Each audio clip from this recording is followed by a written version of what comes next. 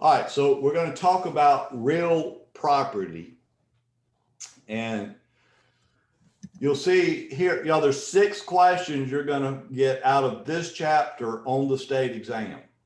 Okay, and what you're looking at, if you're looking at the PowerPoint slide, those are the this is the information that they're going to be asking about. This is where the 6 questions are going to come from. You got to know the different classes of property, the characteristics of land and legal description, encumbrances, and so forth. I know you can read, so I'm not going to read it to you.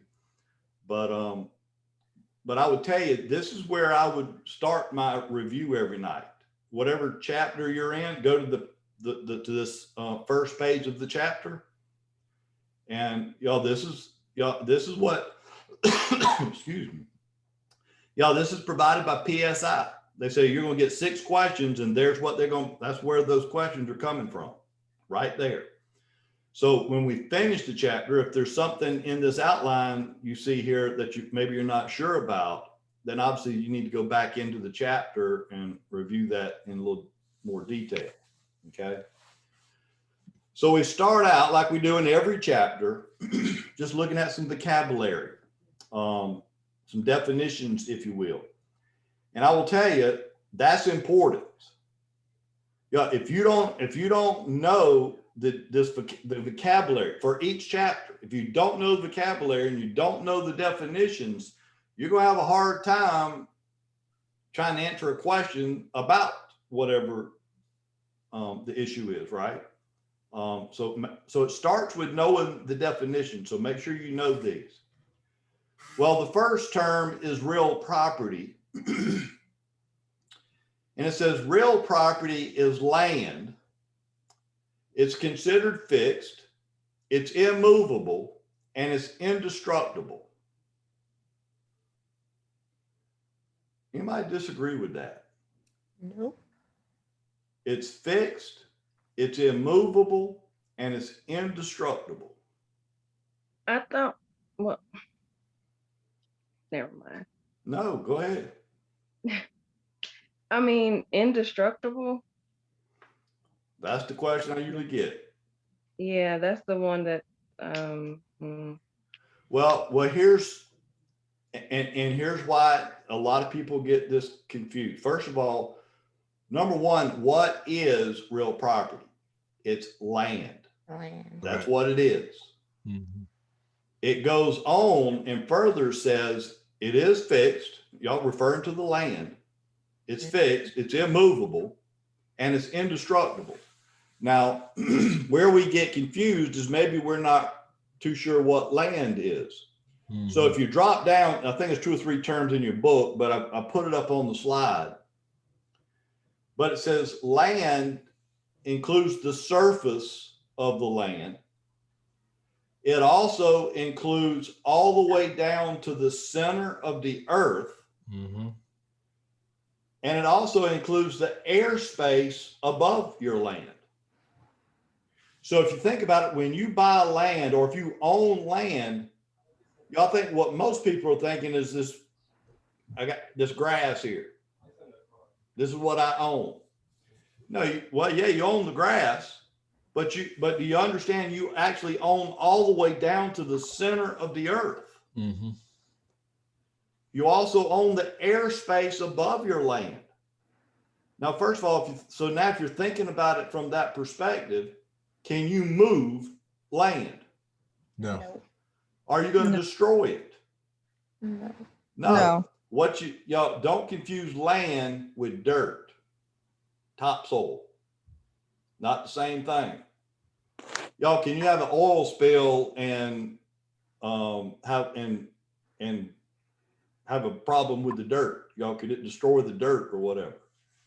Yeah, but it's probably not going to seep all the way down to the center of the earth, right? And it's probably not going to be all up in the airspace as far as you can go either. So I'm going to go back to this definition of real property. So again, it is fixed, it is immovable, and it's indestructible. That's what real property is. Now, you'll also notice, again, if you back up to the real property, the last sentence, it says real property can become personal property, right? By severance. Here's what they're talking about here. We know land and all things attached to it. That's considered real property. So what do we talk? What could you attach to the land? How about a house? House. When you build a house, isn't it now attached to the land? Yes. Yeah, you got a foundation, whatnot. So that house now becomes real property because it's attached to the land. And by the way, there's only two types of property that you can own. It either has to be real property or it's personal property. And I'm just going to tell you, not only for test purposes, but if you don't get this right when you're practicing real estate, you're going to have some major issues with your clients. And you're going to see it the further we go through in this chapter here, what I'm talking about. But real property is the land and all things attached to it. But y'all, have you ever seen where they might jack the house up, put it on wheels somehow, and then actually move the house to another location? Yeah. So, but to do that, they had to sever the house from the land. They had to unattach it, right? But while it's attached, it's real property. But if they sever it from the land, unattach it, then it becomes personal property. Personal property, by the way, is everything else you own. In fact, anything you own that's not attached to the land is personal property. If it's attached to the land, it's real property. Should be pretty simple. Okay. All right. And then we talked a little bit about the land and the definition there, but before we move on from the land, is land considered scarce, or would you think land is becoming scarce? No. It is not. No. Very good. Land is not scarce, and I remember that. Now, is it true that if you're looking for a lot in a subdivision, is it possible there are no more lots available in the subdivision? Correct. Yes. Right. Somebody already owns it. Okay, then you might say, well, it's scarce right here.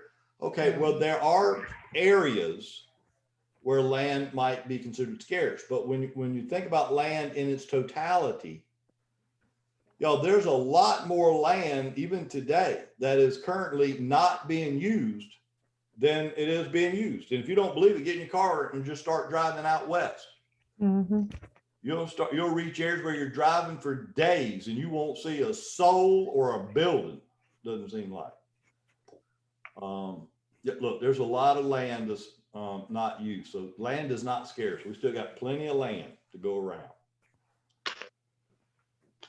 The next term you see is real estate, or you see in parentheses there, another term you'll hear used a lot is realty. And again, real estate, that's just real property, which includes the land and everything attached to it, right? And I'm going to tell you, and I don't know how long this will stick in your mind, but I'm going to go ahead and say it anyway. But when you're helping a buyer, in fact, well, let me say it this way. Typically, when a buyer wants to go out looking for a house, they always say, well, I need to buy a house. I'm ready to buy a house. Do you realize that's not what you're buying? You're not buying a house. Right. What are you buying? The land. The land. You're buying the land. Now, hopefully the house that's on the land, because anything attached to the land stays with the land. So even though, I'm trying to get your mind right for real estate, not only for when you're practicing, but for the test too. It's not about buying the house. It's about buying the land. So when you buy that land, assuming there's a house on the land, the house comes with it. Okay. When you look at it in a contract to sale, I don't know how many of you ever bought or sold a house before, but in the contract to sale, in one of the paragraphs, usually in paragraph 1 or maybe paragraph 2, typically the one we use around here, paragraph 2, is where you got to fill in what they call description of the property. What are you buying? What are we buying or selling? And if you'll notice, the description there is all about the land. We're describing the land, not the house. Is that the legal description? Yep. And we're going to be Okay. talking about that some tonight, legal descriptions. Y'all, look, the main thing I want you to understand, so when we're talking about real estate, what are we buying? Land. And anything that may be currently attached to it. Now, it is true, most people buy the land based on the house that's on the land. If I don't like the house, I ain't buying the land. I get it. But you're not buying the house. It's included with the land. You're buying the land. But it's really important to kind of grasp that concept for some of this stuff to make sense. Okay. I have a question. Yeah. So if you're buying a house and there is let's say a shed or something that's on that property, is it the assumption that obviously if they're buying that land, that automatically is a part of it, or is that Well, something you have that's to? a good question, and I will tell you, we're actually going to be addressing that here in a little bit. Okay. But I'll go ahead and address the question now since you brought it up. Look, when you buy the land, it includes all real property, anything attached to the land. So the question is, you're talking about a shed that's on the land. Is that shed attached to the land? Y'all, I'm gonna tell you, a lot of them are not. They're So just sitting on top of the even land. If it's just sitting on top of the ground, it's not attached. But if you got a foundation or some way it is anchored into the ground, then it is attached. And then that is considered real property and obviously would be included with the sale. We're going to talk more detail about that coming up. Okay. Thank you. You're welcome. All right. Y'all, the next term you should see is a term called the personal property, which we kind of touched on that already. But personal property. Now, do y'all see a term there in parentheses beside personal property? Yeah. What does that say? What does that word say? Personal. Yeah, I've had a lot, and the reason I'm asking that, students will tell me all the time, Frankie, you misspelled personality. And my response is always, yeah, you're right. And if I was trying to spell personality, I would fix that. But y'all, it's not personality. So y'all don't think that. Y'all, it's personality. The reason this is a big deal is because y'all, especially on the state exam, y'all, a lot of times in the question, they'll use the term personality, which is just another term for personal property. So don't let that confuse you. It's the same thing, it's just two different terms. But remember, we said personal property is anything you own that's not attached to the land, right? Real property is attached. Personal property is not attached. So that's how you distinguish between, is it real or is it personal? And again, just personality, just another term for personal property. So don't let that term confuse you. A lot of times, most people probably hadn't seen or heard of that term before. So just know that it just means they're referring to personal property. Now, in your book, you'll see, I think it's the last sentence under personal property. You'll see some other terms, and I got them listed here on the slide here as well. But there's some other terms that also mean personal property. Okay. Not going to go through all of those other than just so you can see there are other terms that mean the same thing, but there's a couple of them we need to talk about.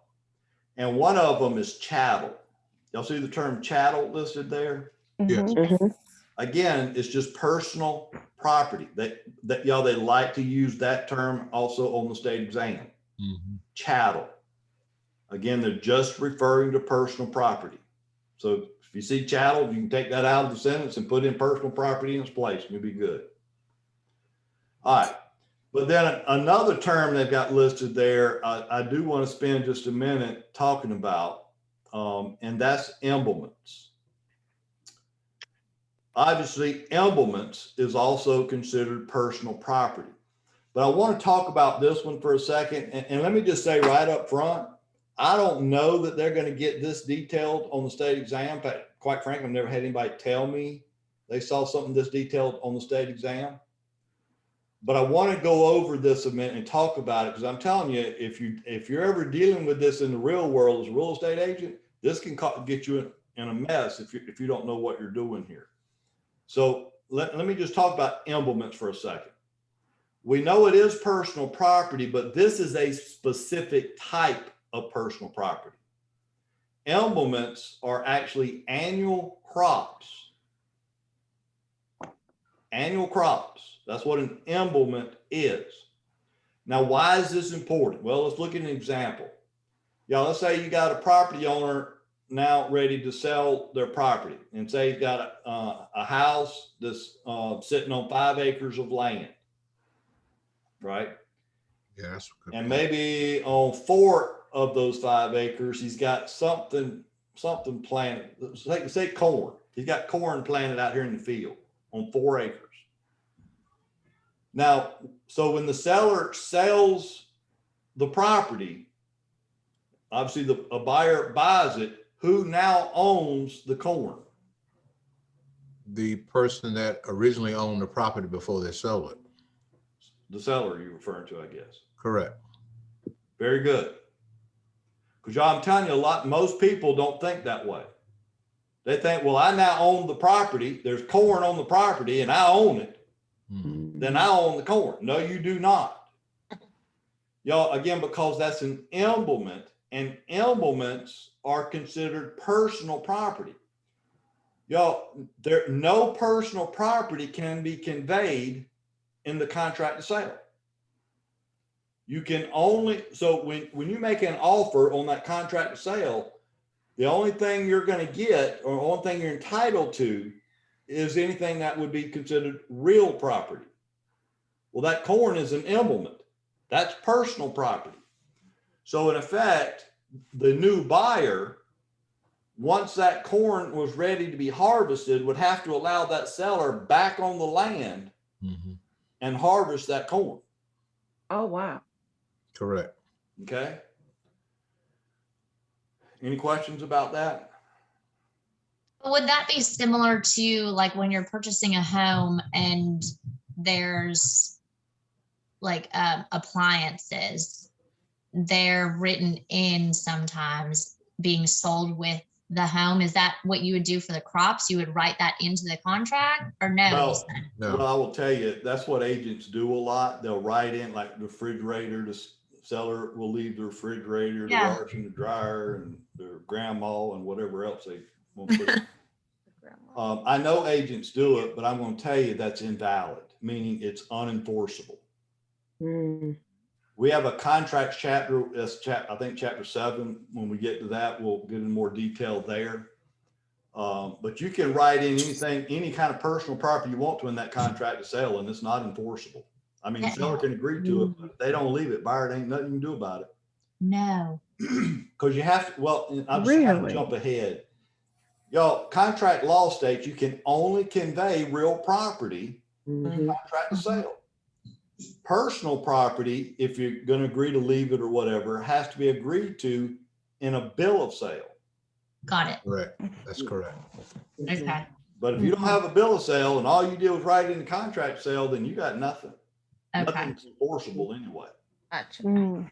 Mhm. So I have a question about the implement, if we can Alright. go back for just a moment. Yeah. So if we have to allow, if the person has to allow them to get the crop when it's time for it, is it only that one time, or is it a continual thing? Well, yeah, because remember, implements an Good annual question. Mhm. crop. You know, that corn, once you harvest, it's not going to come up again. Yeah, you have to Okay. plant it over. It only comes up Gotcha. one time. Yeah, so you No. don't have to give them any more rights to the No. property No. from there. No. No, because Okay. it's not going to come up again. Hmm. You know, like for example, like an apple tree. That's not an emblement. That I think what they call it perennials. That produces fruit year after year after year. An emblement is an annual crop. It's only going to come up one time and that's it. So Okay. But back to that point, even if this just say there, A, if there was some corn that came up, or B, the seller did not get all the corn, well, they couldn't come back anyway. right after a certain period of time, you're Correct. right. Yeah. You got. Well, I hesitate to say statute of limitations, but that may be what I'm looking for.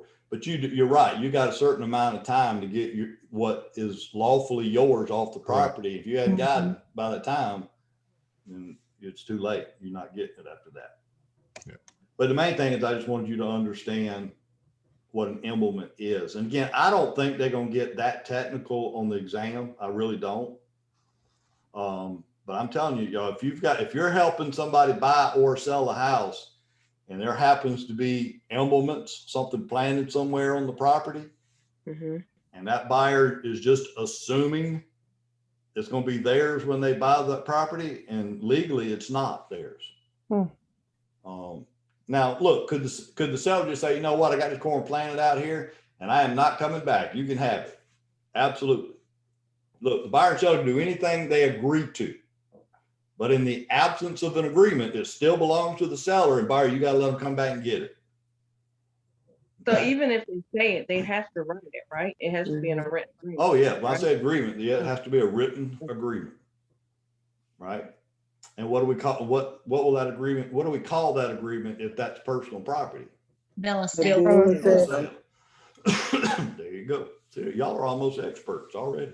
This is good stuff right here. Okay, next term is improvements.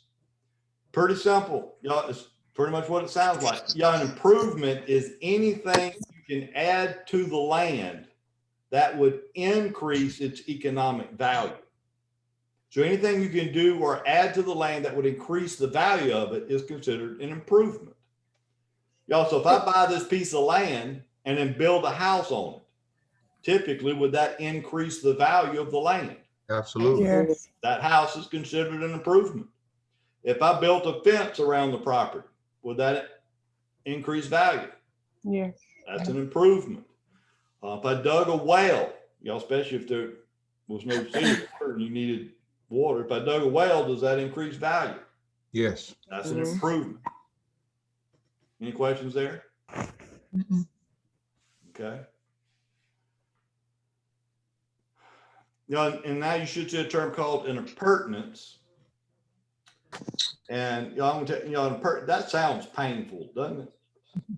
Something about the word appurtenance just seems like that's got to be painful, whatever it is.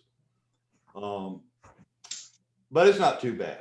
Y'all, an appurtenance, I'll just give you the definition, is a right that currently exists with the land. And if it is in fact considered to be an appurtenant right, that means it stays with the land. So whatever that right is, if the owner of that property sells it to somebody else, does that same right convey to the new owner? Yes. That's what an appurtenance is. It means it's a right that is attached to the land and it conveys from one property owner to the next. So what would be an example of an appurtenance? Well, I'm going to tell you probably the most common example, and the one we're going to spend quite a bit of time talking about, are easements. If you're not sure what an easement is in a nutshell, an easement is the right someone has to cross over somebody else's property for some purpose. Driveway or. Could be. Okay. I mean, there's a lot of examples of them. And again, we got a section on easements in the chapter, so I'm not going to get into too much detail now. But my point is, if I have rights to an easement as owner of this property, when I go to sell this property, does the new buyer now assume those rights that I used to have? Yes. Because it's considered an appurtenance and it stays with the land. So if you sell it, convey it to somebody else, and somebody else now has those rights. Question. Yes, On their pertinence, does that original agreement from the original owner and whomever that agreement is made to, does that documentation have to follow that sale to the new buyer? if it's in the pertinence, it does. Yeah. It's recorded. In fact, it'll be recorded in the deed. It'd be in the deed. Okay. Yeah. Okay. So in the case of easements, is that when somebody is selling a piece of their land so that you can have a right to it? If you have to go or come through someone else's yard, do you have to go get a legal document for that? Because I know I'm actually going through a situation where I have a colleague of mine that has to go to or through a lawyer's office, or was told that he has to go through a lawyer's office in order to be able to use the easement. Well, if it's And gonna be, well, again, I think I'll answer your question a lot better when we get to the easement section. Okay. But for now, easements can be in writing, but they do not have to. They can be just verbally agreed upon. The problem Okay. is if it's going to be an easement appurtenant, Mhm. meaning tied to the land, then it has to be in writing. Okay. It And has a to be- notarized letter will not be accepted, correct? Well, no, because it has to be in the deed. Okay. Yeah, because they would not accept his the letter, the notarized letter. So I was just asking. Yeah, Okay. Thank you. you're welcome. All right, so any questions about that?